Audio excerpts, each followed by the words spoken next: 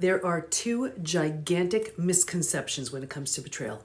The first one is that it had anything to do with you. The second one is you failed if in some way things don't work out, or if you're not rebuilding or whatever. The first one, it had nothing to do with you.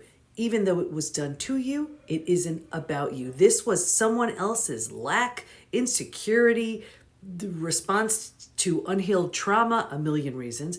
Nothing to do with you. The second one, a lot of times a relationship runs its course.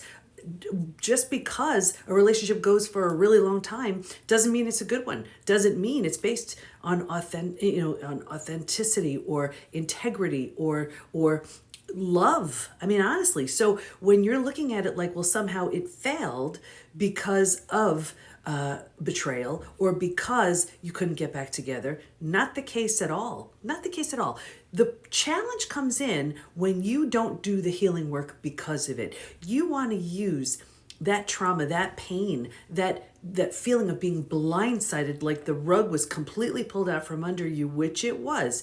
You want to use that as the catalyst to your transformation. When you don't, it creates illness, conditions, symptoms, disease. When you do, it creates a version of you that would blow your mind, where you're looking at the experience saying, if I can heal from this, I can do anything. Wow, now that I've moved through these 5 stages of betrayal to breakthrough, what's open to me now? What am I ready for? What is this version of me going to do that the last version just didn't see? What new boundaries are in place? What can I take on? Who do I want to become? That's the opportunity, and you just don't want to miss it. So the first thing, it had nothing to do with you. The second thing, you didn't fail. You fail if you don't use that opportunity as the catalyst to growth. And I don't mean fail, I mean wasted opportunity. So follow for more. And this is all we do within the PBT Institute. We have coaches on hand to help you move through all of it. I personally help you as well. Everything designed to help you move